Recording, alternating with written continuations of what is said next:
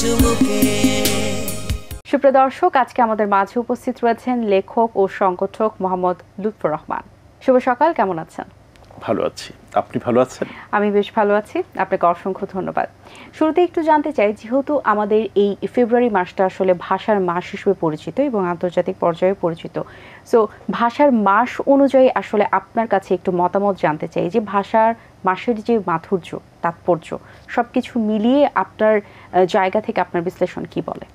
আর মাধুর্য এবং সৌন্দর্য দুটোই মুগ্ধ করার মতো। আমি বাংলা ভাষা ও সাহিত্যের শিক্ষক। ঢাকা বিশ্ববিদ্যালয়ে লেখাপড়া শেষ করেই আমি শুরু করি শিক্ষকতা। এই শিক্ষকতার প্রায় ৩০ বছর।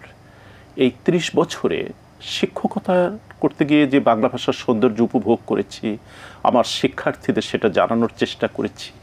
এর বাইরে সর্বস্তরে বাংলা ভাষা শুদ্ধ বানানে, শুদ্ধ উচ্চারণে এই শীর্ষক কর্মশালা আমি দেশে এবং দেশের বাইরে কাজ করেছি। কারণ আমার বাংলা ভাষা হচ্ছে পৃথিবীর সবচেয়ে মধুরতম ভাষা। আর সেটা ভাষার মাসে এটা আরও প্রাণবন্ত হয়ে ওঠে, আরও সজীব হয়ে ওঠে।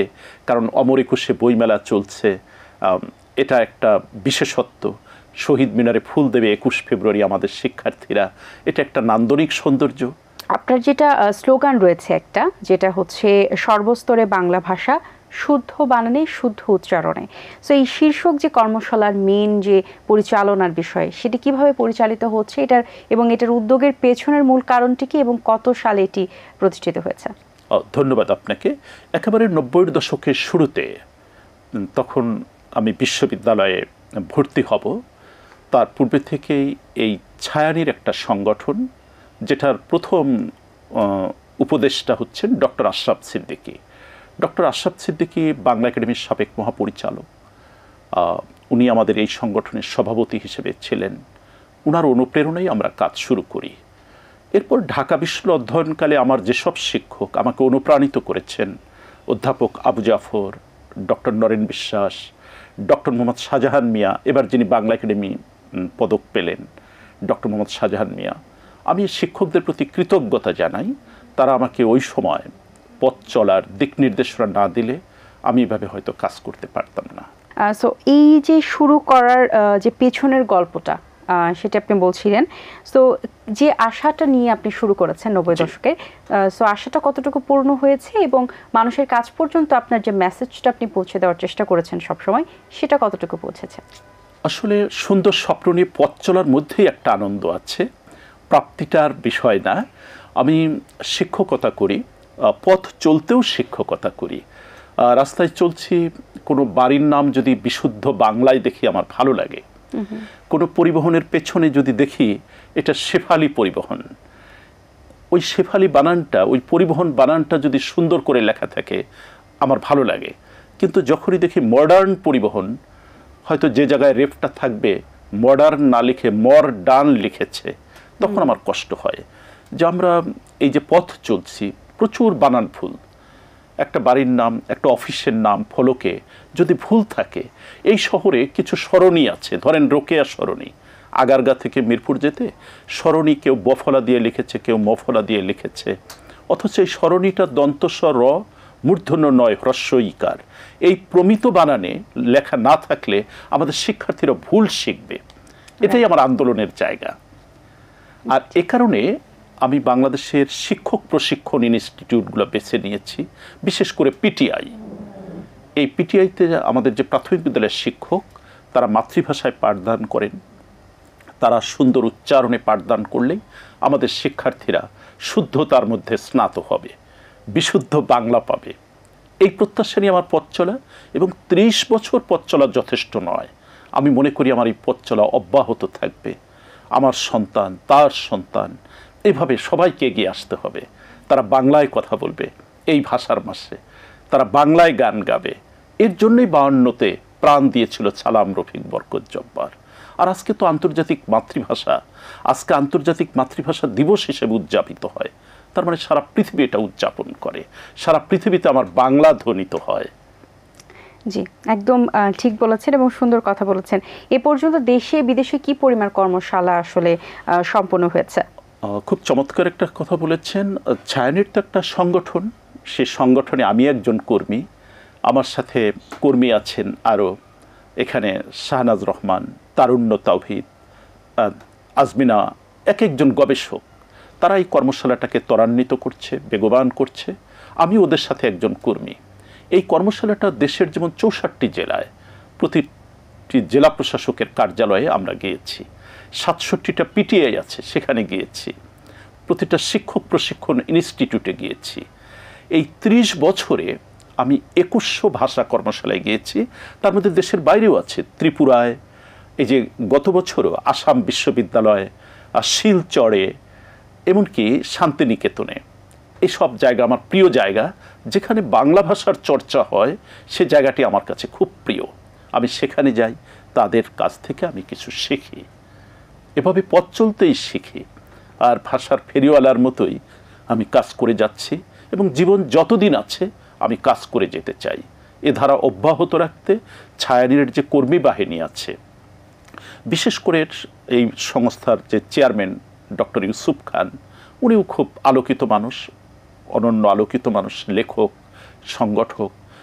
উনার নেতৃত্বে এই কর্মশালাটি, গতকালও প্রোগ্রাম ছিল ঈশ্বরদীতে, এটিআই, তার আগের দিন রবীন্দ্র বিশ্ববিদ্যালয় শাহজাদপুরে। এভাবে আমরা প্রতিনিয়ত কাজ করে যাচ্ছি ভাষার উৎকর্ষে। 52তে যেমন আমরা ভাষাকে রক্ষা করেছি, সে তার সৌন্দর্য বৃদ্ধির জন্যে আমাদের সকলকে এগিয়ে আসতে হবে। তাহলে এই মধুর ভাষার, এই মধুময় পরিবেশ শুধু ফেব্রুয়ারি মাসে না, 12 মাস বাংলা ভাষার উৎকর্ষে আমাদের পথ চলতে হবে। আমরা তো আসলে 52 ভাষা আন্দোলনের পরে তো দেখেছি বাংলা ভাষার যে একটা ভালোবাসা, বাংলা ভাষার প্রতি যে টান, আসলে ভাষার জন্য কি আদৌ 52 পরে কি কোনো করণীয় আছে কিনা, বা এই প্রজন্মের কাছে আপনার কি মেসেজ থাকবে যে তাদেরও কোনো করণীয় আছে কিনা, এবং প্রজন্ম বাই প্রজন্ম চলতে থাকবে কি করা যেতে পারে? চমৎকার। আপনি যেটা বলেছেন, 52তে যে আমাদের ভাষার জন্য প্রাণ দিয়ে ভাষার মান রক্ষা করেছে, তারও আগে থেকে, 1000 বছর আগে থেকে বাংলা ভাষার প্রতি তাদের প্রেম ছিল। তা না হলে এই ভাষা 1000 বছরে বাক বদল করতে করতে কত শাসকের রক্তচক্ষুকে উপেক্ষা করে বাংলা ভাষা টিকেছিল। 52তে একটা রক্তক্ষয়ী আন্দোলন, শুধু 52 নয়, 1961-র 19 মে আসামেও ভাষার জন্য প্রাণ দিয়েছে। আসামের শিলচর 11 জন প্রাণ দিয়েছে। সেখানে কমলা ভট্টাচার্য বিশ্বের প্রথম নারী শহীদ ভাষার জন্যে। এই বাংলা ভাষার জন্যে এখন আমাদের তরুণরা কাজ করছে। তরুণরাই পারে এই পৃথিবীকে পাল্টে দিতে, যেটা 52তে দিয়েছে, 71-এ দিয়েছে, আবার এই যে 24-এ যে পট পরিবর্তন দেখলাম, সেখানেও আমাদের তরুণরা। কাজে তরুণদের ভালোবাসাই বাংলা শিখতে হবে, তরুণদের ভালোবাসাই বাংলা এগিয়ে যাবে, বাংলাদেশ এগিয়ে যাবে, বাংলা ভাষা প্রাণ পাবে। বিলেতের বিদ্যালয়গুলো এখন বাংলা পড়ানো হচ্ছে, এবং বিদেশিরা আসছে আমাদের বাংলা ভাষার সৌন্দর্যে মুগ্ধ হচ্ছে, তারা বাংলা শিখছে। তখন আমার ভালো লাগে এই ভাষার মাসে, এই যে আমার 30 বছরের পথ চলা, তখন আনন্দ লাগে যে হ্যাঁ, তরুণরা আছে, আর আমরাও সেই তারুণ্য নিয়েই পথ চলছি। আচ্ছা, বাংলা ভাষার উৎকর্ষে আমাদের আর কি কি করা যেতে পারে, বা কি কি করণীয় রয়েছে? চমৎকার কথা বলেছেন। প্রথম হচ্ছে বাংলা ভাষার উৎকর্ষে যেমন আমাদের বাংলা একাডেমি আছে, পশ্চিমবঙ্গে যেমন বাংলা আকাদেমি, আমাদের একাডেমি যে কাজটি করছে, বাংলা ভাষার প্রমিত বানান উচ্চারণ নিয়ে কাজ করছে। আমাদের আন্তর্জাতিক মাতৃভাষা ইনস্টিটিউট আছে, তারা কাজ করছে। আমাদের আবৃত্তি শিল্পী যারা, তারা কিন্তু বাংলা ভাষাকে প্রাণবন্ত করে উপস্থাপন করছে। আমাদের বিভিন্ন আমাদের ইলেকট্রনিক্স মিডিয়া, প্রিন্টিং মিডিয়া, এরা কিন্তু বাংলা ভাষা নিয়ে কাজ করছে। আমাদের বাংলা ভাষা এখন বিদেশে অনেক বই অনুবাদ হচ্ছে, এতে আমাদের ভাষা সমৃদ্ধ হচ্ছে। আবার আমাদের বাংলা ভাষা আমেরিকার মতো জায়গায়ও, সেখানে শিশুরা সেকেন্ড ল্যাঙ্গুয়েজ হিসাবে তারা পড়ছে। এগুলো কিন্তু বাংলা ভাষার জন্য একটা উত্তরণ। এবং আমাদের দেশে অনেক বিজ্ঞানের বই বাংলায় লেখা হচ্ছে, এটা একটা আনন্দের বিষয়। আরও বেশি অনুবাদ সাহিত্য দরকার, যে আমরা পৃথিবীর সমস্ত দেশের বইয়ের জ্ঞান লাভ করব, কিন্তু সেটা বাংলা ভাষায়। কারণ মাতৃভাষায় জ্ঞান লাভ, এটা একজন মানুষকে অনেক বেশি জ্ঞান লাভে সহায়ক করে দেয়, যখন মাতৃভাষায় সে জ্ঞান লাভ করে, যেটা অন্য ভাষায় ওইভাবে সম্ভব হয় না। কারণ মাতৃভাষা হচ্ছে মাতৃদুগ্ধের ন্যায়। 30 বছরের একটা জার্নি আপনার কর্মশালার, সেই জায়গা থেকে আসলে সরকারের কোনো সহযোগিতা পেয়েছেন কিনা বা সরকারের কাছে কি কোনো প্রত্যাশা আছে কিনা? অনেক ধন্যবাদ আপনাকে। আসলে সরকারি সহযোগিতা ছাড়া তো আমরা কিছুই ভালো কিছু করতে পারি না। আমি যে পথ চলেছি এর জন্য যে নৈতিক সহযোগিতা সেটা আমাকে সরকার দিয়েছে। আমি যে প্রতিটি জেলা প্রশাসকের কার্যালয়ে যাচ্ছি তারা আমাকে সময় দিচ্ছেন, কথা বলার সুযোগ তৈরি করে দিচ্ছেন, এটাই সরকারের সহযোগিতা। তবে পৃথিবীর বড় কিছু শুধু সাহায্য নিয়েই পথ চলতে হবে তা না। যে কোনো আন্দোলনে প্রয়োজন মনোবল, প্রয়োজন সদিচ্ছা, সততা থাকলে যে কোনো পথ চলাই কোনো বাধা নয়।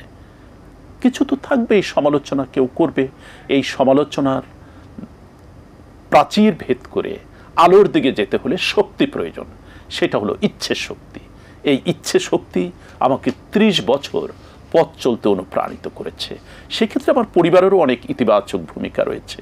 আমার সহধর্মিণী, আমার সন্তান, তাদেরও আমি অনেক সহযোগিতা পেয়ে আসছি। এবার তো বইমেলায় আপনার কোনো বই এসেছে কিনা লেখক হিসেবে? সেই বইটির তাৎপর্য সম্পর্কে ছায়ানীর স্টল 447 নম্বর স্টলে আমার যে জেলায় জন্ম টাঙ্গাইল, এই টাঙ্গাইলের শতবর্ষের যারা আলোকিত মানুষ তাদের নিয়ে একটা বই আছে। আমার 30 বছরের অভিজ্ঞতার আলোকে একটা বই আছে, প্রমিত বাংলা বানানের নিয়ম। আচ্ছা, এছাড়াও আমার আরো 19টি বই রয়েছে। আমার মোট 21টি বই বইমেলায় পাওয়া যাবে। বাহ, চমৎকার! বিশাল আসলে সংখ্যা, তো পাঠকদের জন্য আসলে এটা একটা আনন্দের খবর। সো অনেক প্রত্যাশা রইল আপনার বই নিয়ে। অবশ্যই বই নিয়ে ভালোই সাড়া পেয়েছেন এবং আরও একটু সময় বাকি আছে, সেই সময়ে ভালো সাড়া ফেলবে। অনেক শুভকামনা রইল আপনার জন্য। ভালো থাকবেন সব সময়। ধন্যবাদ আপনাকে। ধন্যবাদ আপনাকে। দর্শক, আশা করছি আজকের আয়োজন আপনাদের ভালো লেগেছে। আজ এই পর্যন্তই। আপনাদের সঙ্গে দেখা হবে আগামী পর্বে নতুন কারোর সঙ্গে। সেই পর্যন্ত ভালো থাকুন, সুস্থ থাকুন এবং এটিএন বাংলার সাথেই থাকুন। আল্লাহ হাফিজ। দিন আসে দিন যায়, সময়টা চলে যায়, তবু আছি এই বেশ ভালো। জীবনটা রঙময়, যেভাবেই হওয়া চাই, নয় কভু সাদা কালো। এই আশাতে স্বপ্ন ভাসে, সুখ হাসে চোখে মুখে, চায়ের চুমুকে।